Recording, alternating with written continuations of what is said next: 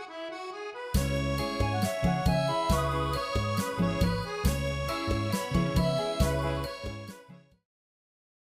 งประชุมสรุปและถอดถอนบทเรียนเวียกงานพลธิการทั่วกองทัพการซี้นำพาอย่างหอบด้านรวมศูนย์เป็นเอกภาพแท้ถึงของคณะนำกระทรวงป้องกันประเทศคณะนำกลุ่มใหญ่พลธิการกองทัพก็คือคณะผักคณะบรรษาแต่ละคันสมทบกับความเป็นเจ้าการของพนักงานวิชาเฉพาะการประกอบส่วนอย่างตั้งหน้าของพนักงานนักรบในทั่วกองทัพเฮ็ดให้การจัดตั้งปฏิบัติหน้าที่เวียกงานหับประกันพลธิการในปี2025ผ่านมาโดยรวมแม่นสามารถเคลื่อนไหวเฮ็ดสำเร็จหน้าที่บรรลุได้ตามแผนการที่วางไว้และมีผลสำเร็จในแต่ละด้านเป็นอย่างดีแสดงออกในกองประชุมสรุปและถอดถอนบทเรียนเวียกงานพลธิการทั่วกองทัพสหายพลจตวาจันทจักรไสยวงศากรรมการคณะผักกระทรวงห้องหัวหน้ากลุ่มใหญ่พลธิการกองทัพให้ฮู้ว่าตัวในช่วงปีผ่านมานี้คณะนำกลุ่มใหญ่พลธิการก็คือบรรดากรมที่ขึ้นกับก็ได้จัดตั้งนำพา4นำบรรดากรมกองที่ขึ้นกับและองค์การพลธิการแต่ละขันนี่ในการเฮ็ดเวียกงานพลธิการนี้เนาะถือว่าผ่านการสรุปเตียนราคาใน5ปีที่ผ่านมานี้ก็ถือว่าพวกเราก็ได้เฮ็ดสำเร็จหน้าที่ในการจัดตั้งรับกันพลธิการซึ่งแสดงออกในนี้เนาะบรรดากรมกองพื้นฐานที่ขึ้นครับก็ถือว่า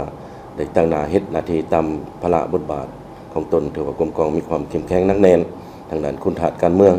ก็สามารถเฮ็ดสำเร็จหน้าที่ตามภาระบทบาทของตนและสำหรับองค์การพลธิการแต่ละขันก็ถือว่ามาเบิ่งผ่านการสรุปและรับการรายงานส่องแสงนี่ถือว่าพวกเราได้เฮ็ดสำเร็จหน้าที่หลายด้านเป็นต้นอันที่1ก็แม่นว่าเวียกงานเก็บพร้อมสรุปเนาะถือว่าต่อปัญหานี้พวกเราก็ได้เอาใจใส่ในการจัดตั้งสำห้องวัตถุพลธิการนี่ในการรับประกันให้แก่เวียกงานฉุกเฉินบังเอิญหีบด่วนเนาะถือว่าระยะผ่านมาพวกเราก็สามารถรับประกันและแก้ไขได้พร้อมกันนั้นก็จัดตั้งคุ้มครองถือว่าให้รับประกันทางด้านคุณภาพและจำนวนก็เป็นระบบครบสุดเนาะและอันที่2นี้เกี่ยวกับเวียกงานรับประกันปกตินี้ถือว่าเกี่ยวกับรับประกันชีวิตการเป็นอยู่ก็ถือว่าพวกเราได้จัดตั้งรับประกันเฮ็ดแนวใดให้ไอ้น้องถือว่าได้มีชีวิตการเป็นอยู่ที่ดีขึ้นเป็นต้นแน่นอนนำใส่ระบบอัตราที่มีในการจัดตั้งกินดื่มแล้วก็พร้อมกันนั้นก็ได้เพิ่มพูนผลิตผลสามารถเฮ็ดให้ไอ้น้องที่มีชีวิตการเป็นอยู่ที่ดีขึ้นแล้วก็จัดตั้งกินข้าว3คาบถือว่าได้เป็นปกติเนาะแล้วก็คุณภาพคาบข้าวก็ถือว่ามี3อย่างขึ้นเมื่อเนาะก็เฮ็ดให้ไอ้น้องถือว่ามีสุขภาพและมีชีวิตการเป็นอยู่ที่ดีขึ้นเนาะสำหรับเวียกงานรับประกันสุขภาพนี้ถือว่าพวกเราก็ได้เอาใจใส่ในการป้องกันพยาธินี่แหละและก็เฮ็ดเวียกงานเป็นปัวในนั้นพวกเราได้ปรับปรุงพื้นฐานของรางรับประกันเส้นหักนี้นับแต่กระทรวงลงหอดกรมกองพื้นฐานเนาะถือว่าแล้วก็พร้อมกันนั้นก็ได้ประกอบเครื่องมือที่ทันสมัยเข้าในการเป็นปัวถือว่าผ่านระยะสมปีที่ผ่านมาเนี่ยเวียกงานเส้นหักของพวกเราก็ได้ถือว่ามีความก้าวหน้าอย่างกระโดดขันในการเป็นปัวเป็นต้นนั้นห้องหมอศูนย์กลางหอย3ของเราก็สามารถเป็นปัวเปลี่ยนท่าไขหลังได้หลายคนแล้วเนาะหลายท่านแล้วเนาะในการเป็นปัวนั้นพร้อมกันนั้นบรรดาห้องหมอพวกเฮาที่ตั้งทัพอยู่แต่ละบอนแต่ละกรมกองหันก็ถือว่านอกจากเป็นปัวสุขภาพให้พนักงานทหารเฮาแล้วเป็นยังไงเป็นปัวรับใช้ประชาชนถือว่าอย่างกว้างขวางแล้วก็เฮ็ดให้ประชาชนก็ถือว่าพอใจและก็นิยมชมชอบในการเป็นปัวของกำลังเสนาหักของพวกเฮานี้แพทย์หมอของเฮาก็รักษาได้ถาดแท้มูลเสื้อแพทย์ปฏิวัตินะแล้วก็เฮ็ดหาดี1พอใจนะปฏิบัติตามของพันหาดี1พอใจก็ถือว่าเฮ็ดได้ดีอันนั้นเป็นงานรับประกันสุขภาพและทางด้านเวียกงานก่อสร้างขายคู่นี้ถือว่าพวกเราก็ได้รับงบประมาณจากรัฐบาลและก็กระทรวงถือว่าสามารถปรับปรุงก่อสร้างขายคู่ให้แก่กำลังหลวงกำลังท้องถิ่นก็ถือว่าได้ดีพอสมควรพร้อมกันนั้น บรรดากรมกองก็ได้นำใส่งบประมาณของตนเองที่หารายได้หั่นแหละพร้อมกับนะครับความช่วยเหลือจากท้องถิ่นจากกรมกองเพื่อนแล้วก็จากเพื่อนมิตรต่างประเทศเนาะสามารถปรับปรุงในการก่อสร้างขายโคนี่ถือว่าเฮ็ดให้เฮือนนอนเฮือนอยู่ทาวรนี่ถือว่าเพิ่มขึ้นหลายเนาะและทางด้านเวียงงานธุรกิจการผลิตแก้ไขชีวิตกันเป็นอยู่และสร้างรายรับนี้ถือว่าอยู่ขันกระทรวงเฮานี้ก็มีบรรดาหัวหน่วยธุรกิจก็ได้เคลื่อนไหวดำเนินธุรกิจอย่างมีประสิทธิผลและถูกต้องตามระเบียบกฎหมายเนาะถือว่าแต่ละปีก็สามารถสร้างรายรับให้แก่กระทรวงก็ได้หลายพอสมควรและสำหรับการผลิตกสิกรรมปลูกฝังเลี้ยงสัตว์นี้กระทรวงของเฮาก็มี3ศูนย์ผลิตใหญ่เนาะก็ถือว่าในแต่ละปีก็สามารถผลิตและก็หันการผลิตไปสู่แบบทันสมัยและก็มีการรายเลี้ยงถือว่าแต่ละปีก็สามารถมีรายรับที่เพิ่มขึ้นและก็ได้มอบพันธะให้กระทรวงก็เป็นจำนวนหลายพอสมควรและสำหรับการผลิตการเลี้ยงสัตว์ใหญ่นี้ถือว่าในทั่วกองทัพเฮาปัจจุบันก็มี7กรมกองเนาะเลี้ยงสัตว์ใหญ่ก็ถือว่าแต่ละกองก็ถือว่าได้จัดตั้งการผลิตการเลี้ยงแบบใหม่เนาะถือว่าเป็นฟาร์มแล้วก็มีสวนหญ้าที่รับประกันอาหารให้สัตว์เลี้ยงเนาะขึ้นกับจุดพิเศษแต่ละกองหั้นแล้วมาเบิ่งแล้วบรรดากองผลิตสัตว์ใหญ่ของพวกเฮานี่ถือว่า7กรมกองนี่ถือว่าตั้งทัพอยู่เขตทางไกลซอกหลีกเขตชายแดนเนาะการไปมาก็พบความยุ่งยากเนาะแต่ว่าอันสำคัญแม่นพวกเฮาได้เฮ็ดหน้าที่ก่อสร้างหาฐานการเมืองบ่อนที่กรมกองตั้งทัพอยู่และก็รักษาได้พื้นที่ทำการผลิตของกองทัพนี้ถือว่าลักษณะที่ว่าเป็นที่มั่นพลาธิการแนวหลังเนาะอันนี้เพื่อพวกเฮาสามารถปรับปรุงรักษาได้เขตดังกล่าวเวียกงานพลาธิการกองทัพแม่นภาคส่วนหลักแรงใจกลางในการรับประกันเวียกงานป้องกันชาติซึ่งอยู่ภายใต้การซี้นำพาโดยกลุ่มหอบด้านจากคณะภาคภายใต้การคุ้มครองของผู้บัญชาแต่ละขั้นพร้อมกันจัดตั้งเพิ่มพูนผลิตผลปฏิบัติตามทิศเพิงตนเองกุ้มตนเองและสร้างความเข้มแข็งด้วยตนเองอย่างแข็งแรงปฏิบัติ4ปลูก4เลี้ยงที่กลุ่มใหญ่พลาธิการวางออกเพื่อรับประกันแหล่งเสบียงอาหารกับทีโดยอิงใส่ท่าแหงบ่มซ่อนของกลุ่มกองรับประกันพลาธิการให้กลุ่มกองออกแหงทำการผลิตคุ้มครองและก่อสร้างอยู่ขั้นพื้นฐานภายในกลุ่มกองต้องปลุกระดมพนักงานนักรบเข้าร่วมอย่างเป็นขบวนการเพื่อตอบสนองวัตถุดิบให้แก่เฮือนครัวรวมในโอกาสเข้าร่วมกองประชุมสรุปถอดถอนบทเรียนเวียกงานพาราทั่วกองทัพปี 2025 บรรดาสหายต่างหน้าให้กลุ่มกองรับผิดชอบเวียกงานพลาธิการกองทัพอย่างได้ให้ฮู้ว่าเฉพาะเวียกงานพลาธิการทหารอากาศโดยพื้นฐานก็คือเวียกงานพลาธิการทั่วไปแต่จะมีจุดพิเศษอาจจะแตกต่างกับภาคส่วนอื่นน้อยหนึ่งกลุ่มเวียกหลักก็ถือว่าเวียกงานรับประกันพลาธิการเหมือนแก้ไขชีวิตการเป็นอยู่รับประกันการเบิกจ่ายตามระบอบอัตราโดยเฉพาะอันที่2มาก็เป็นเวียกงานนึงที่ว่าเป็นเวียกงานพลาธิการที่แตกต่างกับภาคส่วนอื่นเป็นพลาธิการทหารอากาศจะรับผิดชอบเวียกคุ้มครองสนามบินรับประกันเวียกงานคุ้มครองพาหนะเทคนิคเวียกงานพลาธิการทั่วไปโดยพื้นฐานพวกเฮาก็ปฏิบัติสำเร็จหน้าที่ตามการมอบหมายตามหน้าที่การเมืองของพวกเฮาการรับประกันแก้ไขชีวิตการเป็นอยู่โดยเฉพาะการพ้นเด่นแม้ได้รับเงินบำรุงวีซ่าเฉพาะตามระบอบอัตราที่ได้กำหนดฉะนั้นเหตุให้การโดยเฉพาะมันการจัดตั้งถิ่นเขาเฮือนครัวอันถิ่นรวมหมู่ที่ว่าได้จัดตั้งปฏิบัติเป็นปกติอยู่กองบัญชาการทหารอากาศนอกจากนั้นแล้วพวกเฮาสินำเอาบทเรียนดังกล่าวนี้ไปจัดตั้งปฏิบัติอยู่ของพันใหญ่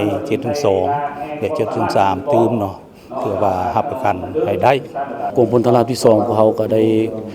ประกอบส่วนอย่างต่างหน้าและยักผ่านมาเนาะในการพันขยายที่นำของคันถึงเป็นต้นที่นำเกี่ยวกับการเสริมขยายมูลเชื่อการรับประกันชีวิตกับเป็นอยู่การเลี้ยงดูทัพการก่อสร้างภูมิคุ้มกอง แต่ระยะของผลตลาดที่2พวกเขาก็แนะนำว่าเนื้อในจิตใจที่จะนำไปคันถึงไปจะตั้งพันขยายโดยเริ่มจากการเรียกเอิ้นอัมบดาพลาธิการบรรยากาศเกี่ยวข้องมาเสื่อมซึมบรรดานิติกรรมต่างๆแต่ระยะและมอบหมายหน้าที่ไปจะตั้งปฏิบัติสร้างเป็นแผนการละเอียดก็ลงจะตั้งไปพันขยายอยู่กลุ่มกองหักฐานภาคก็จะตั้งปฏิบัติก็เห็นว่าไอ้น้องความรับผิดชอบของพลาธิการวิชาเฉพาะพวกเขาก็มีความรับผิดชอบสูงภาคนำพาให้ตัวจริงนั่นแหละเนาะเป็นต้นเกี่ยวกับเรื่องงานการปลูกการเลี้ยงแสดงออกกลุ่มกองพวกเขาเป็นกลุ่มกองที่มีท่าแหงในการปลูกมันต้นเป็นสินค้าในช่วงปีผ่านมาก็เป็นค่อนข้างจะเป็นการเริ่มต้นเริ่มมาแหละก็ซุ่มใส่ในการปลูกในจำนวนเนื้อที่80กว่าเฮกตาร์ก็ถือว่าแต่ละปีก็ได้หลายพอสมควรได้1,000 กว่าต้นเนาะได้1,000 กว่าต้นเฉพาะมันต้นต่อมาก็เป็นข้าวที่เป็นสินค้าหนึ่งก็คือการแก้ไขชีวิตความอยู่ของกลุ่มกองก็ได้หลายพอสมควรเนาะนอกติดพันกับหั่นกันยังปลูกพืชตามฤดูกาลรับประกันชีวิตความเป็นอยู่แก้ไขชีวิตความอยู่ในเรือนครัวแล้วก็เลี้ยงสัตว์ใหญ่เป็นสินค้าแล้วทั้งเป็นเสบียงสำรองเก็บพอสลบเนาะในทั่วของผลปัจจุบันก็มีสัตว์ใหญ่ประเภทงัวควายก็400 กว่าตัวเพื่อกะคลังเป็นคลังเสบียงในเวลามีความจำเป็นอันอีกเด่นอันที่1ก็เป็นกลุ่มกองพวกเขาจะมีมูลเชื่อแต่ใดมาในการปรับปรุงก่อสร้างกลุ่มกองด้วยตัวเองจากแรงทุนจากการแรงระหับต่างๆอันนึงจากการปลูกพืชที่ว่ามาครั้งถึงนั้น2มาการขายสัตว์แน่อันที่3ก็มีหน่วยงานธุรกิจจำนวนนึงจากหน่วยงานน้ำประปาหน่วยงานน้ำดื่มแล้วก็พันธะต่างๆของหน่วยงานต่างๆมันการปรับปรุงกลุ่มกองตนเองผ่านการจัดตั้งปฏิบัติในระยะ1 ปีผ่านมาก็เห็นว่าของพลาธิการเทคนิคของพวกข้าพเจ้าก็สามารถรับประกันได้ทุกนาทีเวียกงานของหมอโดยเฉพาะเวียกงานคนเด่นก็เป็นเวียกงานรับประกันด้านชีวิตการเป็นอยู่ของพนักงานนักรบในตัวหมอแล้วก็ด้านพื้นฐานโครงรางโดยเฉพาะแม่นตึกอาคารรับประกันให้เวียกงานปิ้นปัวของหมอสุการประจำกองทัพในระยะผ่านมาพวกเขาก็สามารถเฮ็ดให้เวียกงานปิ้นปัวของหมอเฮ็ดสำเร็จหน้าที่อย่างจบงามนั่นแหละเวียกงานรับประกันนั้นอันที่1ก็เป็นเวียกงานรับประกันทางด้านไฟฟ้าเนาะโดยเฉพาะเวียกงานไฟฟ้านี้จะเป็นเวียกงานหนึ่งที่สำคัญมันกับปิ้นอ้อมแล้วก็ติดพันปิ้นอ้อมโดยกงกับเวียกงานปิ้นปัวของหมอถ้าหากว่าไฟฟ้าบ่มาหรือว่าน้ำประปาบ่มาก็บ่สามารถเฮ็ดให้เวียกงานโดยเฉพาะเดินแม่นแดนสะดวกได้เนาะอันนี้เป็นความสำคัญของเวียกงานไฟฟ้าน้ำประปาปัญหาที่2ก็รับประกันเกี่ยวกับเวียกงานเคหสถานโดยเฉพาะในตึกอาคารอันที่เป้เพสำรุดพวกเขาก็สามารถนำเสนอต่อขันเทิงบิแบงทึ่นมาสอบแปลงช่วยเหลือนอกนั้นก็แม่นว่าทึ่นห้อนของกลุ่มกองเราก็ได้ซ่อมแปลงในระยะ1 ปีผ่านมานี้พวกเขาก็สามารถซ่อมแปลงหรือว่าใส่ทึ่นห้อนของกลุ่มกองซ่อมแปลงกับประมาณตื้อ600 ไปล้านเนาะเกี่ยวกับซ่อมแปลงบูรณะตึกอาคารที่เป้เพใน1 ปีผ่านมาซึ่งรับประกันได้เนาะเกี่ยวกับเรื่องง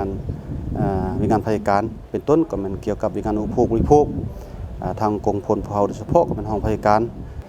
เป็นต้นก็มันชี้นำเกี่ยวกับผลิตเนาะเกี่ยวกับการปลูกฝังเลี้ยงสัตว์นี้ทางกองพลก็ได้ลงลึกเนาะชี้นำเกี่ยวกับบรรดาองค์การกลุ่มกองในการปลูกในการเลี้ยงในนั้นกองพลพลมันเลี้ยงงัวเลี้ยงควายเลี้ยงแบะเนาะนอกจากนั้นก็มันเลี้ยงปลาเนาะเลี้ยงกบเนาะเพื่อรับประกันชีวิตกินอยู่ให้พนักงานนักรบได้กินอุ่นเนาะนอกจากนั้นพวกเราก็ได้มีเกี่ยวกับการสร้างเศรษฐกิจเนาะในกลุ่มกองเป็นต้นมันเกี่ยวกับ การบริการน้ำดื่มเนาะให้บรรดาองค์การคุ้มครองและพ่อแม่ประชาชน2แม่นเกี่ยวกับการบริการกันโลโทโลเซาเนาะเพื่อสร้างเศรษฐกิจให้คุ้มครองในกองประชุมสรุปและถอดถอนบทเรียนเวียกงานพลาธิการทั่วกองทัพได้มีการตีราคาผลงานการเคลื่อนไหวการจัดตั้งปฏิบัติในระยะผ่านมาพร้อมทั้งให้บรรดากลุ่มกองได้ขึ้นรายงานประกอบคำคิดเห็นและขอทิศชี้นำจากคณะกลุ่มใหญ่พลาธิการกองทัพเพื่อจะนำเอาทิศทางแผนการต่อหน้าไปจัดตั้งพันขยายให้ได้รับผลสำเร็จสูงสหายพลจัตวาจันทจักรไสยวงศากรรมการคณะพักกระทรวงห้องหัวหน้ากลุ่มใหญ่พลาธิการกองทัพให้ฮู้ตื่มอีกว่าสำหรับทิศทางแผนการในต่อหน้านี้เนาะถือว่าใน5ปีต่อหน้านี้พวกเราก็อันนึงก็เป็นว่าจะสืบต่อในการปรับปรุงก่อสร้างแขนงพลาธิการนี้ให้เข้มแข็งนักแน่น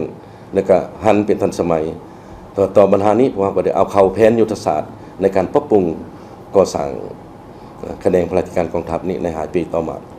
และพร้อมกันนี้พวกเราก็เลยจะได้จัดตั้งสำรองวัตถุพลาธิการเพิ่มเติมให้เป็นระบบครบสุดพร้อมกันนั้นพวกเราก็จะได้สร้างแผนทัพประกันพลาธิการและก็พร้อม